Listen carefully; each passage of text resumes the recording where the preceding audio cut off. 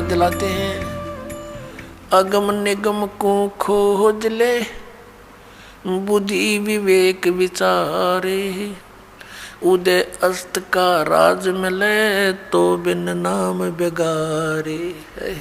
अपने आत्मा हम तो ये सोचते हैं कि हमें कोई अच्छी पोस्ट मिल जाए, हमें कोई अच्छा राज पद प्राप्त हो जाए, एमएलए, एमपी, मंत्री, मुख्यमंत्री, प्रधानमंत्री, राष्ट्रपति बन जावा।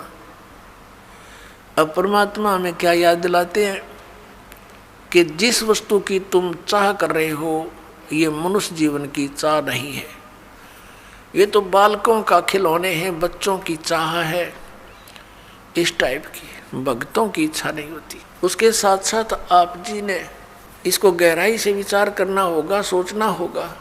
जैसे एक पोलैंड देश का पूरा कैबिनेट, पूरा मंत्रिमंडल, जिसमें 96 व्यक्ति थे, एक जहाज में बैठ के, और किसी और अन्य मंत्री कोई मर गया था, उसका शोक व्यक्त करना थे, मुंह काट जावा थे उसकी, और वो उनका वायुयान दुर्घटनाग्रस्त हो गया।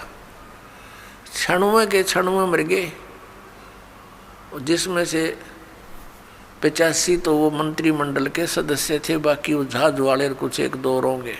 अब उनकी कितनी इच्छाएं होंगी, उन्होंने क्या क्या योजनाएं बना रखी होंगी। परमात्मा कहते हैं जो काम करने का था उसने स्टार्ट भी ना करते इन बकवादों में जीवन खो दिया, मनुष्य जीवन। आप यहाँ देखते हो, एक बार हरियाणा के एक मंत्रिमंडल ने शपथ ली, उसके 2 मंत्री एक ही हेलीकॉप्टर में दुर्घटनाग्रस्त हो गए। शपथ ली थी, 2-4-10 दिन हुए थे बनाने और खत्म हुए। ऐसे ही एक मुख्यमंत्री आंध्र प्रदेश का, एक अरुणाचल प्रदेश का, हेलीकॉप्टर में जा रहे थे। आगे उनकी इंतज़ार में, उनके स्वागत में, उनका माला डालने के लिए लोग खड़े थे अपने स्वार्थवश, और वो दुर्घटनाग्रस्त हो गए। एक की तो 3 दिन में लाश मिली थी, और एक की 1 हफ्ते में गिद्दड़ घसीटे थे उन्हें। पुण्यात्मा, इस तत्व ज्ञान से आपके हृदय में केवल भगवान शेष रह जाओगा, जो ज्ञान ध्यान से सुनोगे तो। ये काम करण के मनुष्य जीवन के, अब हम एक परमात्मा से दूर होकर तत्व ज्ञान के अभाव से उस गोबर के भूंड की तरह इस माया रूपी गोबर को इकट्ठा करने में लगे रहते हैं, और रास्ते में हमारी मृत्यु हो जाती है। जैसे गोबर के भूंड होते हैं, देखे होंगे खेतों में, भैंस गाय गोबर चौथ कर देती है, गोबर कर देती है, और वो दोनों भूंड और भूंडनी, व पति पत्नी, उस सारे गोबर ने इकट्ठा कर कर और बिल में ठोक लेंगे, गोली बना बना के उसको ऊपर का रेत लगा के कोई पिछाड़ ना ले के रखा है छुपा के, और ऐसे ढोते ढोते मर जाते हैं पशु के पैर तले आके, वो गोबर वहीं रह जाता दरा दरा। तो ये माया जोड़ जोड़ के बैंक भर दिए, अरे गधा बन के सैर सपट्टे करते फिरेंगे, जिनके पैसे लिए ये जैसे राजा लोग हैं, मंत्री है, मुख्यमंत्री, अन्य मंत्री, या कोई राजपद पर बैठे हैं, कर्मचारी अधिकारी हैं, ये जनता के टैक्स से मौज मार रहे हैं और कर लगा रखा जनता पे, जिसमें गरीब आदमी भी अपने 10 नौहों की कमाई से कुछ करता है, वो भी टैक्स में जाता है, और उस पर ये मौज करते हैं। जो इनका कर्तव्य बनता है उसको भूल कर ये भी केवल अपने ही स्वार्थ में, अपने ही उदर पूर्ति में लगे रहते हैं, जिस कारण से इनको प्रत्येक का कन कन देना पड़ेगा। किसी का गधा बनेगा, किसी का बैल बनेगा, किसी की भैंस बनेगी, गाय बनेगा। परमात्मा कहते तुमने उस दरगाह का मैल नहीं देखा, और धर्मराज के तिल तिल का लेखा। जैसे एक गवर्नर था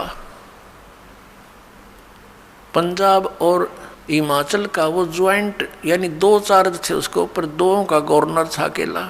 वो रिटायरमेंट पे था, 1-2 वर्ष रह रहे थे। उसने सोचा पहाड़ी क्षेत्र में हिली स्टेशन पर बहुत बड़ा बंगला बनाऊंगा, और बुढ़ापे में वहाँ ठाठ से रहा करूँगा, शुद्ध वायु होगी, सैर सपट्टे वहाँ कराया करूँगा। उस उद्देश्य से 3 करोड़ रुपये लेकर हेलीकॉप्टर में वहाँ के कोई अच्छे बड़े प्लाट का, बड़े जमीन का वो रजिस्ट्री कराने चला था। 3 करोड़ रुपये उसने हेलीकॉप्टर में रख रखे थे।